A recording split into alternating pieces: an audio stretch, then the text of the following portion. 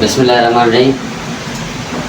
आज हम पढ़ेंगे रेस्पिरेटरी सिस्टम के हवाले से कि रेस्पिरेटरी सिस्टम बेसिकली होता क्या है। तो रेस्पिरेटरी सिस्टम में हम जस्ट थोड़ा उसका इंट्रोडक्शन करेंगे, उसके पार्ट्स पढ़ेंगे कि मतलब कि रेस्पिरेटरी सिस्टम के अंदर सबसे पहले तो पढ़ेंगे रेस्पिरेशन के बेसिकली रेस्पिरेशन क्या होती है, ठीक है। और उसके बाद रेस्पिरेशन की जो टाइप्स होते हैं उसको डिस्कस करेंगे, जिसमें बेसिकली रेस्पिरेशन के 2 टाइप्स होते हैं, उसको डिस्कस करेंगे उसके विथ एग्जांपल्स। उसके बाद रेस्पिरेटरी सिस्टम क्या होता है और रेस्पिरेटरी सिस्टम के अंदर हम उनके रीजन्स को डिस्कस करेंगे, जिसमें 2 रीजन्स आते हैं।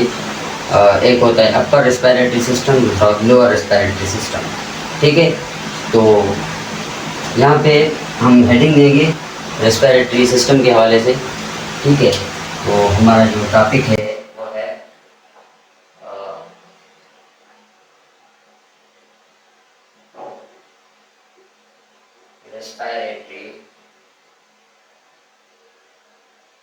Respiratory system of man. Respiratory system of man के अंदर ये हमने एक डायग्राम बनाई है।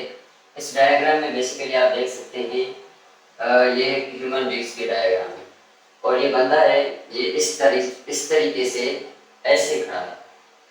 अच्छा, इस तरीके से ऐसे खड़ा है तो इसका मतलब है कि इसकी जो ये जो वाल है, इस वाल को हम बोलते हैं, इसके अंदर दो किस्म की वाल्स होती हैं। एक होती है जिसको हम बोलते हैं, जो कि हमारे फूड मटेरियल्स, जो हम फूड मटेरियल वगैरह इंटेक करते हैं, इसको हम एसोफेगस बोलते हैं। एक होती है एसोफेगस जो आपको यहाँ से नजर आ रही है, दूसरी होती है सांस की नली। जैसे ये गर्दन में ऐसे करूँगा तो मेरी यहाँ से एक आपको सांस की नली दिखाई दे रही होगी। बेसिकली इस डायग्राम में इस पिक्चर के अंदर वो असल जो है ना सांस की नली है, वो असल में यहाँ पर क्लियरली नजर नहीं आ रहा। क्यों नजर नहीं आ रही? क्योंकि वो सांस की नाली बिल्कुल इसकी बैक साइड है, इसके पीछे है। That's why we can say we can not see that kind of wall, जिसको हम सांस की नली बोलते हैं, ठीक है। तो ये पिक्चर है, इसके अंदर हम मुख्तलिफ जो ना पार्ट्स होते हैं उस पार्ट्स को डिस्कस करेंगे। कौन कौन से पार्ट्स होते हैं रेस्पिरेटरी सिस्टम ऑफ मैन। उससे पहले हम डिस्कस करेंगे रेस्पिरेशन। रेस्पिरेशन खुद क्या है, ठीक है। तो रेस्पिरेशन, असल रेस्पिरेशन हम उसको बोलेंगे मीन्स के ऐसा प्रोसेस जिसके अंदर हम ऑक्सीजन को इनटेक करें और कार्बन डाइऑक्साइड को गिवन आउट करें। जस्ट लाइक दैट के जो ऑक्सीजन होती है, इस ऑक्सीजन को हम क्या करें, इनटेक करें, ठीक है, इनटेक करें। और कार्बन डाइऑक्साइड को हम क्या करें, CO2 को गिवन आउट करें। ऑक्सीजन को इनटेक करें, कार्बन डाइऑक्साइड को गिवन आउट करें। That kind of process is called respiration. Respiration हम उसे बोलेंगे ऐसा प्रोसेस जिसके अंदर हम ऑक्सीजन को लें, कार्बन डाइऑक्साइड को गिव आउट करें, छोड़ दें एनवायरनमेंट के अंदर, इसको बोलेंगे रेस्पिरेशन, ठीक है। ये थी रेस्पिरेशन की डेफिनेशन। अच्छा, रेस्पिरेशन एक इसकी दूसरी भी डेफिनेशन बन सकती है, वो ये है कि रेस्पिरेशन के अंदर बेसिकली होता है कि हमारी बॉडी के अंदर जितना भी ये प्रोसेस हो रहा है, जैसे कि ऑक्सीजन आई पूरी बॉडी के अंदर कैसे गई, जिस ऑर्गन से जरिए गई है, जिस बॉडी पार्ट के जरिए गई है, वो गैसेस एक्सचेंज होता है। बेसिकली वो गैसेस आगे जाकर लंग्स में बेसिक एयर सैक के अंदर होता है, जिसे हम एल्वियोलाइज बोलते हैं। हम डिटेल में आगे जाएंगे। बेसिकली ये रेस्पिरेशन की डेफिनेशन है, ऑक्सीजन को इनटेक करें, कार्बन डाइऑक्साइड को गिवन आउट करें, ठीक है। अच्छा, उसके बाद रेस्पिरेशन के 2 type, just like overview means के इंट्रोडक्शन दे रहा हूँ। अच्छा, उसके हिसाब से देखा जाए तो 2 काइंड्स होते हैं रेस्पिरेशन की। एक होता है इंटरनल रेस्पिरेशन, दूसरा होता है एक्सटर्नल रेस्पिरेशन। इंटरनल रेस्पिरेशन जो होती है कितने किस्म की, 2 टाइप की रेस्पिरेशन, जस्ट लाइक दैट।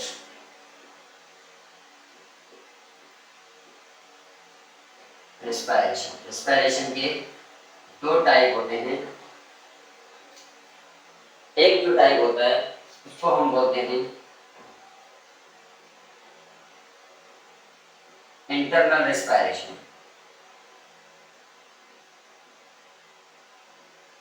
और दूसरा जो होता है उसे हम बोलते हैं एक्सटर्नल रेस्पिरेशन। ठीक है, कितने टाइप हुए? दो।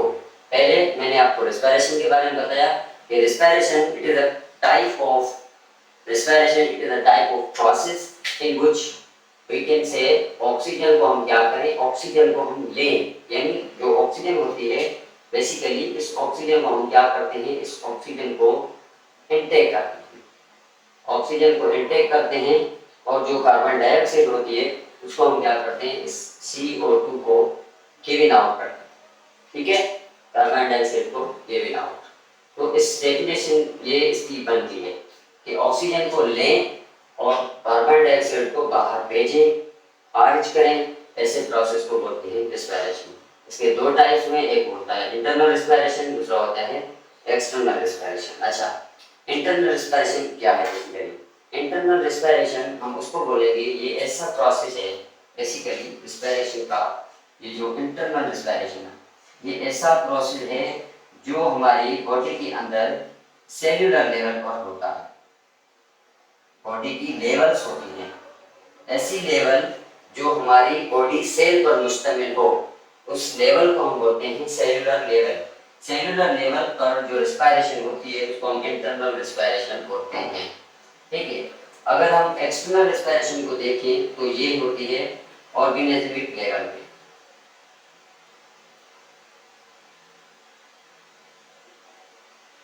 ऑर्गेनिज्मिक लेवल ये ऐसी लेवल होती है जो हम ह्यूमन बींग्स, ये जो छोटे छोटे सेल से होकर बड़ा जानदार बनता है ना, उस लेवल पर होती है एक्सटर्नल रेस्पिरेशन। बेसिकली जो एक्सटर्नल रेस्पिरेशन होती है ये असल में इसकी डेफिनेशन बिल्कुल ऐसे बनती है जैसे कि हम गैसेस एक्सचेंज कराएं लेकिन हमारी बॉडी फ्लूइड और एक्सटर्नल एनवायरनमेंट के दरमियान, मींस के the process in which the respiratory gases exchange or take place between body fluid and outer environment is called external respiration. External respiration उसे कहेंगे ऐसा प्रोसेस जिसके अंदर हमारी जो रेस्पिरेटरी गैसेज हैं वो हमारी बॉडी से बाहर एनवायरनमेंट के दरमियान एक्सचेंज हो, ऐसे प्रोसेस को हम एक्सटर्नल रेस्पिरेशन कहते हैं। ये छोटा इंट्रो था इंटरनल और एक्सटर्नल के दरमियान। अच्छा, उसके बाद थोड़ा इसमें रब करूंगा, उसके बाद हम थोड़ा आगे जाएंगे, इसके पार्ट पढ़ेंगे कि ह्यूमन बीइंग्स का जो मेन है, मेन के अंदर जो रेस्पिरेटरी सिस्टम है इसके अंदर कौन कौन से पार्ट आते हैं और उसका इंट्रोडक्शन क्या बनता है। ठीक है, तो इस सबसे पहले उसको डिस्कस करेंगे।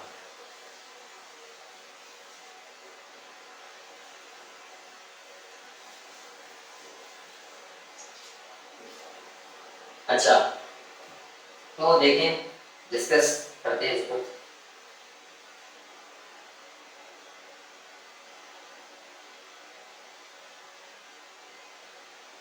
अच्छा, इसको हम कैसे डिस्कस करेंगे? देखें, सबसे पहले आपको ये तस्वीर तो नजर आ रही है, इस तस्वीर में देखें सबसे जो पहला हिस्सा होता है ये जो बाहरी हिस्सा होता है जिसे हम जो बेसिकली जो हमारा नोज है, नोज के अंदर नोज एक एक्सटर्नल विजिबल पार्ट, ऐसा पार्ट है जो हम आसानी से बाहर से देख सकते हैं, ऐसा हिस्सा है।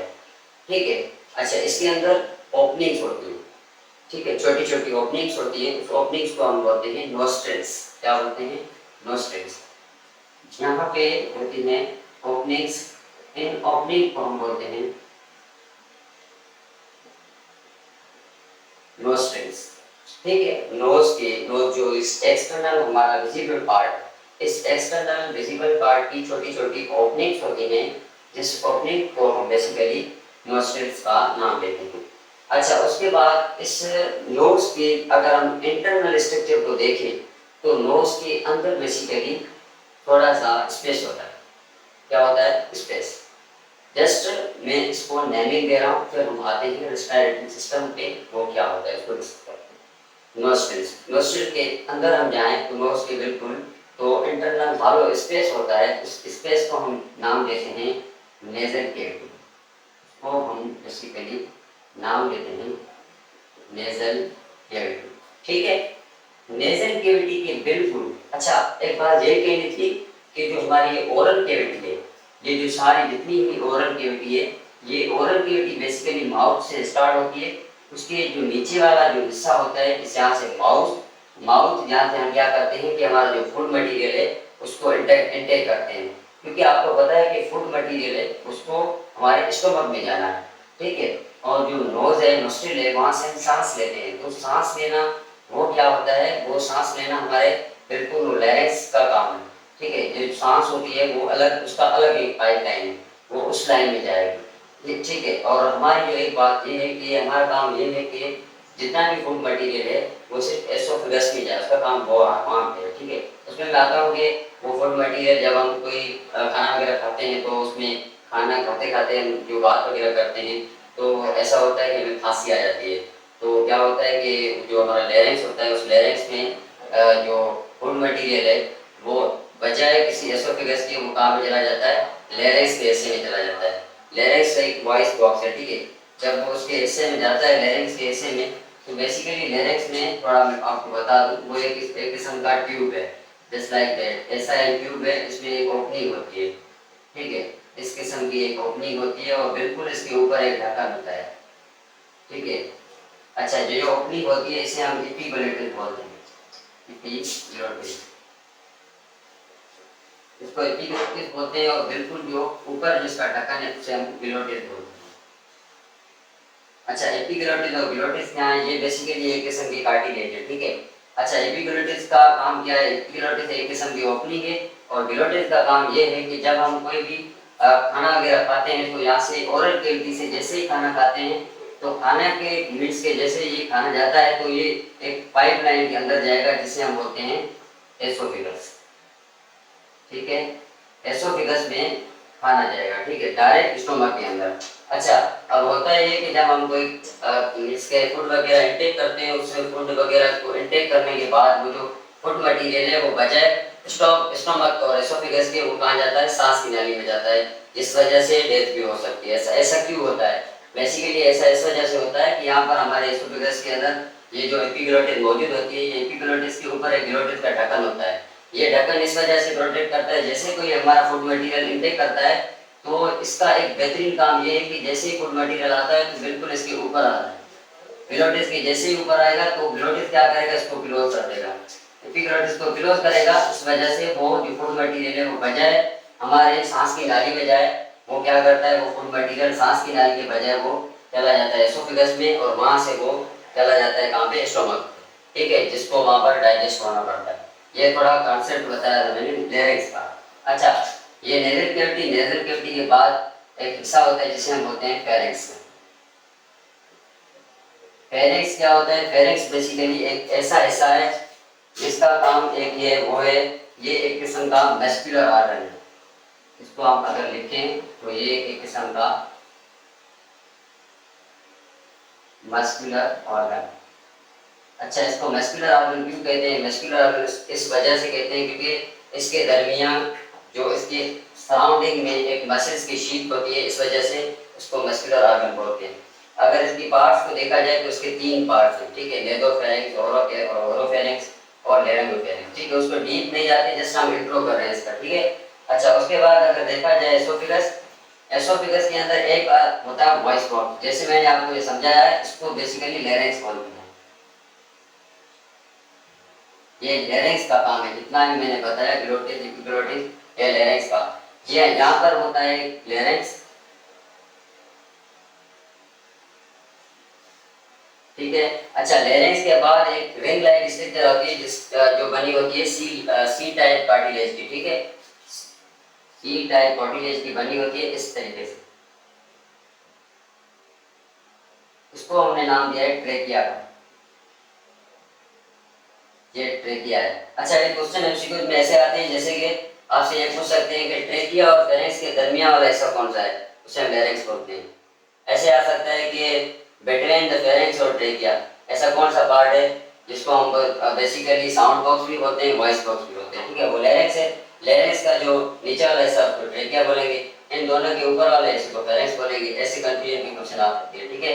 अच्छा, उसके बाद ये एक किस्म के सी टाइप की कार्टिलेज की बनी होती है, ये सबसे नीचे होती है। अच्छा, एक इसका बेहतरीन काम ये है कि इसकी सी टाइप जो होती है, इसकी शेप होती है, उस शेप का एक काम बहुत बेहतरीन है, वो ये है जब भी हम कोई सांस लेते हैं या गर्दन को ऐसे करते हैं, या एक आपको मैं एग्जांपल दे दूं, वो ये कि कोई खुदकुशी करता है ना कोई बंदा, तो जैसे ही वो रस्सी बांधता है तो उसमें उसकी गर्दन ऐसी हो जाती है।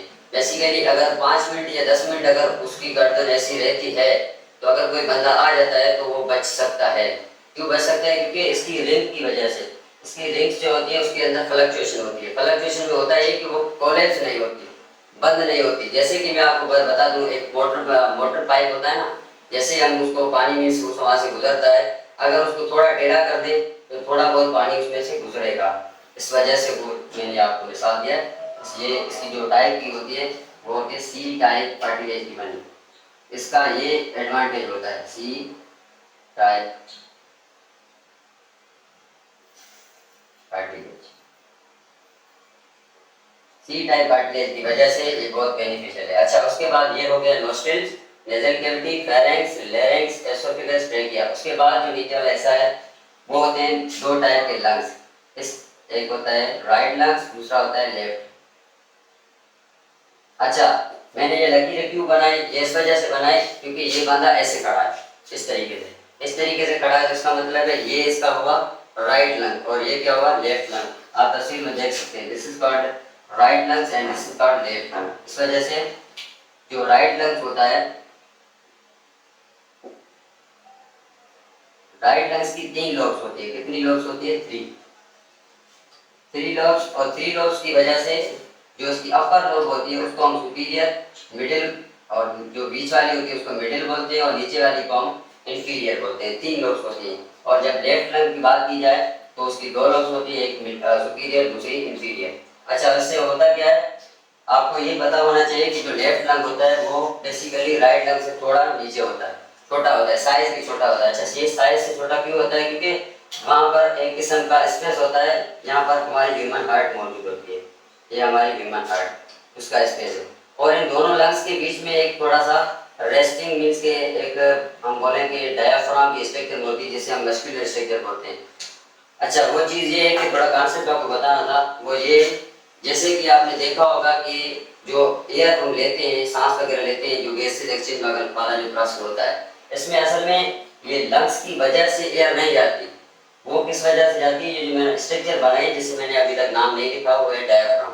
डायफ्राम एक ऐसी स्ट्रक्चर है जो मसल्स की बनी हुई होती है, स्केलेटल मसल्स की, और उसका काम ये होता है कि वो जैसी कॉन्ट्रैक्ट करती है तब वो एयर इनसाइड होती है और आउटसाइड जाती है। जिसके अंदर हम आगे पढ़ेंगे ब्रीथिंग के अंदर उसके 2 फेस होते हैं, इंस्पायरेशन और एक्सपायरेशन। उसके अंदर इंस्पायरेशन में क्या होता है कि हम एयर को इनहेल करते हैं, और एक्सपायरेशन को हम क्या करते हैं, उसमें एयर को गिवन आउट करते हैं, एक्सहेल करते हैं। अच्छा, तो रेस्पिरेटरी सिस्टम ऑफ मैन के 2 रीजन्स होते हैं, ये मैंने बेसिकली रफली आपको समझाया, इंट्रोडक्शन दिया, ठीक है। अब मैं इसको क्या करूँगा, इसके 2 रीजन्स लिखूँगा, ठीक है, और वहाँ पे उसको बताऊँगा कि इसमें ऐसे कौन से हिस्से हैं जो अपर रेस्पिरेटरी ट्रैक में आते हैं और कौन से हिस्से हैं जो लोअर रेस्पिरेटरी ट्रैक में आते हैं, ठीक है। तो वो हम लिखेंगे, इसके 2 रीजन्स होते हैं, वो हम लिखेंगे। एक होता है URT और दूसरा होता है LRT। इसका लॉन्ग जो है ना वो हम नहीं लिखते एब्रीवेशन, उसको हम बोलते हैं अपर रेस्पिरेटरी ट्रैक, इसको हम बोलते हैं lower respiratory tract. Upper respiratory tract में नोस्ट्रिल्स, नोज, नेजल कैविटी और फेरिंक्स, ये 3 हिस्से आ जाते हैं, ठीक है। हम यहाँ पर लिखता हूँ, एक होता है नोस्ट्रिल्स और दूसरा होता है नेजल कैविटी, और तीसरा जो होता है वो फेरिंक्स, ठीक है। अपर रेस्पिरेटरी जो ट्रैक है उसका 3 हिस्से, नोस्ट्रिल्स, नेजल कैविटी, फेरिंक्स। मैं थोड़ा इसको फिर इसको रिपीट कर देता हूँ। नोस्ट्रिल्स एक ऐसा हिस्सा होता है जो ओपनिंग है नोज़ की, नोज़ एक एक्सटर्नल विजिबल पार्ट है हमारा, हम डीप में फिर नेक्स्ट लेक्चर में पढ़ेंगे, ठीक है, ये जस्ट इंट्रो। इसके बाद नेजल कैविटी, नेजल कैविटी ये क्या है? ये हमारे नोज़ का इनर होलो स्पेस है। यहाँ आप देख सकते हैं इस तस्वीर में, ये नोस्ट्रिल्स ओपनिंग है, उसके बाद जो दूसरा वाला हिस्सा है वो नेजल कैविटी है, ये एक हॉलो स्पेस होता है। इसके जो डिटेल है वो आगे पढ़ेंगे, थोड़ा जस्ट लाइक आपको नेम इसको याद रखने हैं। उसके बाद जो इसके नीचे वाला हिस्सा है वो फेरिंक्स है। मैंने आपको बताया कि फेरिंक्स क्या होता है, एक मस्कुलर ऑर्गन होता है, ठीक है। इसके आउटसाइड मसल्स की शीथ होती है, that's why we can say pharynx is a muscular organ, ठीक है। अच्छा, उसके बाद ये 3 हो गए अपर रेस्पिरेटरी ट्रैक के। उसके बाद होता है lower respiratory tract. Lower respiratory से ट्रैक जो है वो लैरिंक्स से स्टार्ट होता है। लैरिंक्स बेसिकली क्या है, लैरिंक्स को हम वॉइस बॉक्स बोलते हैं, साउंड बॉक्स बोलते हैं, ठीक है। ये भी कार्टिलेज का बना हुआ होता है, ठीक है।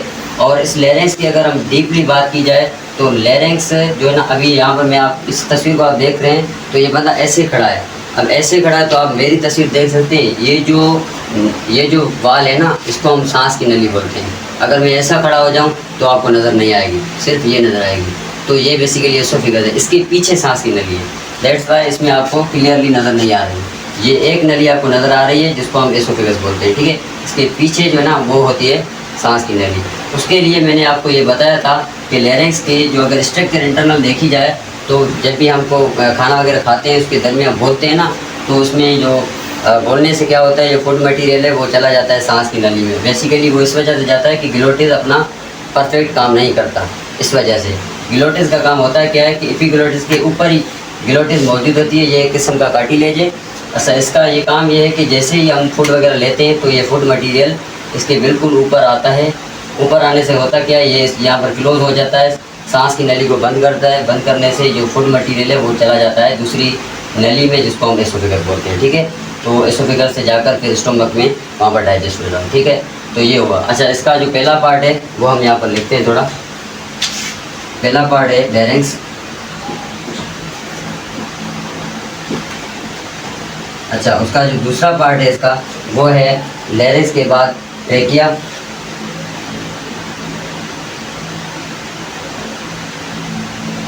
चौथा जो इसका तीसरा जो इसका हिस्सा है वो है ब्रोंक्यूल्स।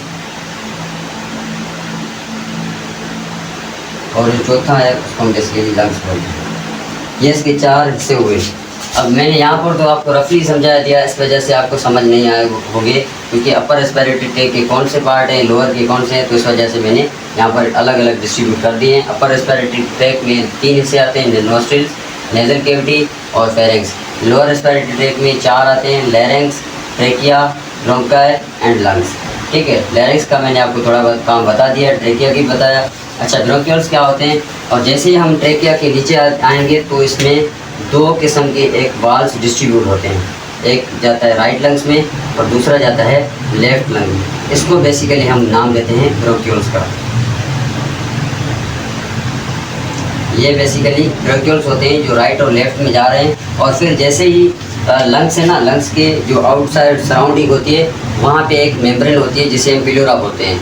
जितनी प्लूरा कॉन्ट्रैक्ट करेगी उतना लंग्स कॉन्ट्रैक्ट करेगा। इस वजह से क्या होगा कि ये जो ब्रोंक्यूल्स हैं वो बहुत ज़्यादा बनते जाएंगे। दैट्स वाई एक लंग्स के अंदर 700 मिलियंस एल्यूलाइज होते हैं जिसका काम होता है गैसियस एक्सचेंज करवाना रेस्पिरेटरी सिस्टम ऑफ मैन के अंदर, ठीक है। ये ब्रोंक्यूल।